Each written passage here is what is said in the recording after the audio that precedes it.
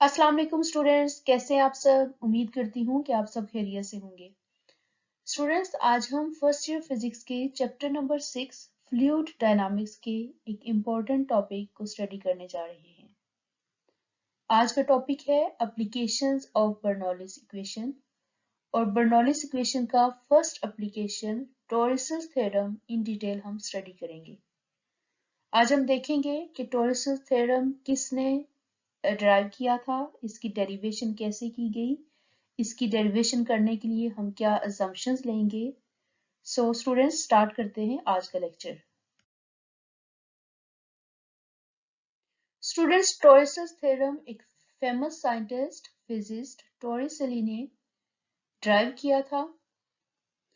टॉरिसेली की फिजिक्स में, साइंस में काफी कंट्रीब्यूशंस हैं, इन्होंने काफी काम किया है। प्रेशर का यूनिट टॉर आप जानते हैं, इस यूनिट को नाम इसी साइंटिस्ट के नाम पर दिया गया, टॉर। अब स्टूडेंट्स, टॉरसस थ्योरम क्या कहता है, इसे समझने के लिए, इसे अंडरस्टैंड करने के लिए हम कुछ assumptions लेते हैं। लेट्स कंसीडर हमारे पास एक कंटेनर है, उस कंटेनर को हमने फिल किया हुआ है फ्लूइड से। अब स्टूडेंट्स, फ्लूइड कौन सा लेना है, क्या पानी लेना है? नहीं स्टूडेंट्स, यहाँ हम आइडियल फ्लूइड कंसीडर करेंगे। आइडियल फ्लूइड की प्रॉपर्टीज आप जानते हैं। आइडियल फ्लूइड की क्या प्रॉपर्टीज होती हैं? ऐसा फ्लूइड जो कि नॉन विस्कस हो, नॉन कंप्रेसिबल हो, जो कि स्टेडी हो, तो ऐसे फ्लूइड को हम क्या कहते हैं? आइडियल फ्लूइड कहते हैं। अब स्टूडेंट्स, यहाँ ये जो कंटेनर है, इसकी टॉप सरफेस के एरिया को हम लेट कर लेते हैं कि ये A1 है। इस कंटेनर में फ्लूइड हमने फिल किया हुआ है टॉप से लेके बॉटम तक। कितनी हाइट पे? H1 हाइट पे। इस कंटेनर की दूसरी साइड पे हमने एक ओपनिंग की हुई है, और इस ओपनिंग को हम नाम देते हैं ओरिफिस का। अब स्टूडेंट्स, इस ओरिफिस को अगर देखें, ग्राउंड से यहाँ तक जो हाइट है वो H2 है। अब इस कंटेनर के टॉप से लेके यहाँ तक जो इसकी हाइट है वो कितनी होगी, ये फाइंड करने के लिए हम टोटल हाइट में से इतनी हाइट को माइनस करें, तो ये डिफरेंस हाइट का आ जाता है, जो कि H1 माइनस H2 है। अब स्टूडेंट्स, चूंकि यहाँ ओपनिंग है, तो इस ओपनिंग की वजह से फ्लूइड इस ओपनिंग से ग्रेटर स्पीड के साथ बाहर की तरफ निकलेगा, और यही स्पीड हमने फाइंड करनी है कि फ्लूइड कितनी स्पीड के साथ यहाँ से इमर्ज आउट हो रहा है। सो यहाँ से हमें पता चलता है कि टॉरसस थ्योरम का पर्पस क्या है। इसका पर्पस है to find the speed of the fluid emerging out from this surface. यानी to help us to find the speed of the efflux. efflux क्या है? efflux हम वर्ड यूज कर रहे हैं इस स्ट्रीम ऑफ फ्लूइड के लिए जो यहाँ से बाहर की तरफ निकल रहा है, यानी fluid flowing in outward direction is named as efflux. अब स्टूडेंट्स, टॉरसल ने इस रिलेशन को ड्राइव किया था, और उसने देखा था कि ये जो स्पीड है efflux की, that is equal to the velocity gained by the fluid in falling through the distance h1 minus h2 under the action of gravity. यानी ये जो फ्लूइड है ये मूव कर रहा है कितनी हाइट से, कितने डिस्टेंस से? h1 minus h2 हाइट से। किसके under? In the action of gravity. अब स्टूडेंट्स, के बाद एक्सप्लेनेशन में सिंपल यही जो वर्ड्स में मैंने बताया है, इसे एज इट इज आपने लिख देना है। अब इस स्टेटमेंट को मैथमेटिकली हम प्रूव करेंगे, इस रिलेशन को मैथमेटिकली ड्राइव करेंगे इन नेक्स्ट स्लाइड।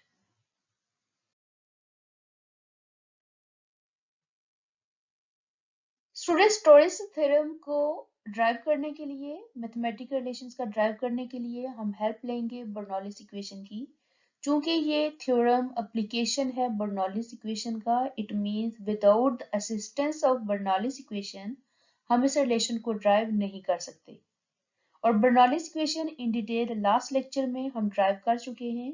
इसका रिजल्ट फाइनल जो हमने ड्राइव किया था वो आपके सामने लिखा हुआ है। P1 plus half rho V1 square plus rho G H1 is equal to P2 plus half rho V2 square plus rho G H2। अब स्टूडेंट्स इक्वेशन ऑफ कंटिन्यूटी को जरा रिकॉल करें। इक्वेशन ऑफ कंटिन्यूटी का final result आपने क्या देखा था?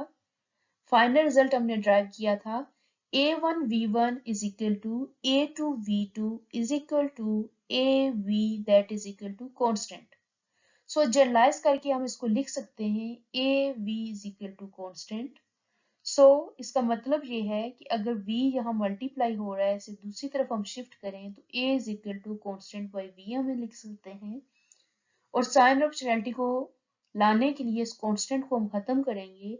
a is proportional to 1 by v, यानी यहाँ से हमें पता चल रहा है कि एरिया और स्पीड का आपस में इनवर्स रिलेशन है। इनवर्स रिलेशन का क्या मतलब होता है?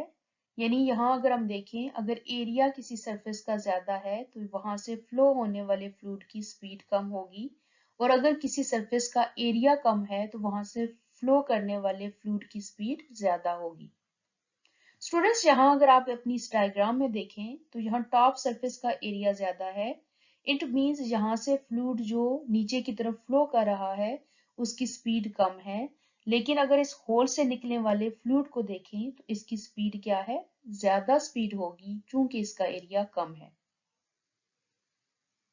और स्टूडेंट्स, ये स्पीड इतनी कम है कि इस स्पीड को हम इग्नोर कर सकते हैं, निगलेक्ट कर सकते हैं। इस सिचुएशन को इमेजिन करने के लिए अगर आप अपनी रियल लाइफ से एग्जांपल देखें तो हम पाइप्स के इस्तेमाल से जब पानी किसी चीज को दे रहे होते हैं तो यहाँ से निकलने वाला पानी, यहाँ देखें इसकी स्पीड कम है, और इसकी स्पीड को ज्यादा करने के लिए हम क्या करते हैं, हम इसकी ये जो ओपनिंग है इसके आगे फिंगर रख देते हैं या उंगली रख देते हैं, तो यहाँ से निकलने वाली जो पानी की स्पीड है वो इंक्रीज हो जाती है। क्यों इंक्रीज हुई? क्योंकि यहाँ हमने फिंगर रखी और फिंगर रखकर इस पाइप की जो ओपनिंग है इसका एरिया कम कर दिया। सो स्टूडेंट्स, डायग्राम में अगर हम देखें तो ये जो v1 स्पीड है ये बहुत कम है एज कंपेयर टू v2, और ये स्पीड इतनी छोटी है इसके मुकाबले में कि हम इसे निगलेक्ट कर देते हैं, हम इसे जीरो ले लेते हैं। So we write here as v1 is very less than v2, so we neglect v1. It means इस इक्वेशन में v1 की जगह हम क्या लिख देंगे? जीरो लिख देंगे। सो ये इक्वेशन मॉडिफाई हो जाएगी कुछ इस तरह से, बाकी इक्वेशन एज इट इज हम वैसे ही लिख देंगे, लेकिन यहाँ ये वाली टर्म क्या होगी? ये स्किप होगी ये। अब स्टूडेंट्स, यहाँ अगर टॉप सरफेस और इस सरफेस से देखें तो यहाँ एटमॉस्फेयर भी इस फ्लूइड के ऊपर कोई प्रेशर लगा रही है, और ये प्रेशर उतना ही टॉप सरफेस से लग रहा है जितना कि यहाँ इस ओपनिंग से निकलने वाले फ्लूइड पे लग रहा है। लेट्स सपोज हम कह रहे हैं कि ये अपवर्ड डायरेक्शन से जो एटमॉस्फेयर इस फ्लूइड पे प्रेशर लगा रही है वो P1 है, और यहाँ से निकलने वाले फ्लूइड पे जो एटमॉस्फेयर प्रेशर लगा रही है वो P2 है। और चूंकि ये दोनों प्रेशर्स इक्वल हैं, हम लिखेंगे P1 is equal to P2, और ये दोनों प्रेशर्स किसके इक्वल हैं? एटमॉस्फेरिक प्रेशर के इक्वल हैं। इट मीन्स इस इक्वेशन में P1 और P2 जब दोनों इक्वल हैं तो ये कैंसल आउट हो जाएंगे। इक्वेशन क्या बनेगी हमारी? Rho G H1 is equal to half rho V2 square plus rho G H2। अब स्टूडेंट्स, यहाँ सिंपल स्टेप्स हमने करने हैं, सिंपल मैथमेटिकल स्टेप्स। 2 यहाँ डिवाइड हो रहा है, इस साइड दोनों साइड पे मल्टीप्लाई कर देंगे। V2 चूंकि हमने फाइंड करनी है, इसे हम एक साइड पे शिफ्ट कर लेंगे। V2 square is equal to 2G H1, ये इक्वल के इस साइड गया तो माइनस 2G H2। 2G दोनों में से कॉमन ले लें, V2 square is equal to 2G into H1 minus H2 आएगा।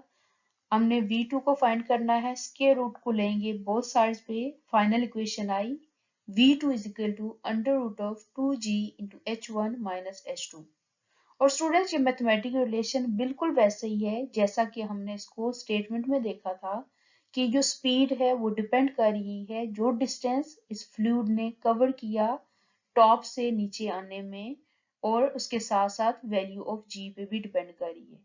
और इस रिलेशन से अगर स्टूडेंट्स देखें तो वैल्यू ऑफ जी तो कांस्टेंट है, यानी ये टोटली डिपेंड करती है स्पीड इस डिफरेंस ऑफ हाइट के ऊपर कि ये कितना डिस्टेंस फ्लूइड ने फ्लो किया इन डाउनवर्ड डायरेक्शन यहाँ तक आने में। और स्टूडेंट्स, इस फ्लूइड का जो फ्लो है या इस फ्लूइड की जो स्पीड हमने फाइंड की है, ये बिल्कुल वैसी है। अगर हम एग्जांपल लें कि हमारे पास एक बॉल है और इसे हमने इतनी ही हाइट पे रखा हुआ है और इस बॉल ने फ्लो करके नीचे आना है, इतना डिस्टेंस कवर करना है जितना कि इस फ्लूइड ने कवर किया है, तो इसकी स्पीड v2 एग्जैक्टली वैसी होगी जैसा कि फ्लूइड की स्पीड है। लेट्स सपोज मैं कहती हूँ ये बॉल जब इस पॉइंट पे पड़ा हुआ है तो ये रेस्ट पे है। इट मीन्स इसकी इनिशियल वेलोसिटी वी आई क्या है, 0 है। जब ये बॉल फ्लो हुआ कितना डिस्टेंस इसने कवर किया, h1 minus h2 distance cover किया। किस स्पीड के साथ मूव कर रहा है, इसकी जो फाइनल स्पीड है लेट कर लेते हैं वो v2 है। अब इस v2 को फाइंड करने के लिए हम यूज कर लेते हैं third equation of motion. Third equation of motion क्या है, 2as is equal to V F square minus V A square. अब जो assumptions में हमने वैल्यूज ली हैं, यानी initial velocity 0, final velocity v2। अब बॉल मूव कर रहा है under the action of gravity, it means इसका एक्सेशन कौन सा एक्सेशन है, एक्सेशन ड्यू टू ग्रेविटी, यानी a को रिप्लेस कर दें g से। s डिस्टेंस जो इसने कवर किया है, कितना distance, h1 minus h2 distance इसने कवर किया है बॉल ने, इसकी जगह लिख दिया vf फाइनल वेलोसिटी, किस वेलोसिटी के साथ बॉल मूव कर रही है, v2 के साथ। इसकी इनिशियल वेलोसिटी 0 है, बॉल इनिशियली रेस्ट पे है, so it means v2 square is equal to 2g into h1 minus h2। और v2 फाइंड करने के लिए जब हम दोनों साइड्स पे स्क्वायर रूट लेंगे तो v2 is equal to under root of 2g into h1 minus h2। It means students कि ये बॉल इतने हाइट से जब मूव करते हुए नीचे आ रही है तो इसकी स्पीड भी बिल्कुल वैसी है जब ये under the action of gravity move कर रही है जितनी के इस फ्लूइड की है। ये फ्लूइड जो इतने डिस्टेंस से मूव करते हुए यहाँ आया, इसकी स्पीड है। स्टूडेंट्स आप अपनी बुक देखें, बुक में डायग्राम जो है वहां आपको जहां भी एक ओपनिंग नजर आएगी, एक ऑरिफिस नजर आएगी। अब इस ओपनिंग का क्या फंक्शन है, इस ओपनिंग में क्या डिस्क्राइब किया गया है, हम इसकी तरफ आते हैं। स्टूडेंट्स जब फ्लूइड इस पॉइंट पे पड़ा हुआ है तो इट मींस फ्लूइड के पास कौन सी एनर्जी है, पोटेंशियल एनर्जी। जब फ्लूइड ने फ्लो करना शुरू किया तो उसकी पोटेंशियल एनर्जी कन्वर्ट होगी काइनेटिक एनर्जी में। और ये जो काइनेटिक एनर्जी है फ्लूइड की, ये फ्लूइड को अलाउ करती है कि फ्लूइड मूव करता हुआ इस ओपनिंग के थ्रू टॉप की तरफ मूव करे, यानी टॉप ऑफ द टैंक पहुंचे। लेकिन इन रियलिटी अगर हम देखें तो ये fluid top of the tank तक नहीं पहुंच पाता, इससे थोड़ा लेवल नीचे ही रहता है। इसकी रीजन क्या है, इसकी रीजन ये है कि हमने कंसीडर आइडियल केस लिया हुआ है कि फ्लूइड क्या है, एक आइडियल फ्लूइड है। लेकिन इन रियलिटी फ्लूइड 100% आइडियल नहीं है। इस फ्लूइड की कुछ ना कुछ विस्कोसिटी जरूर होगी, यानी आइडियल केस एग्जिस्ट नहीं करता। और इसकी विस्कोसिटी की वजह से क्या है, यहाँ एनर्जी लॉसेस होंगे और उन एनर्जी लॉसेस की वजह से fluid top of the tank तक नहीं पहुंच पाता बल्कि उससे थोड़ा नीचे ही रहता है।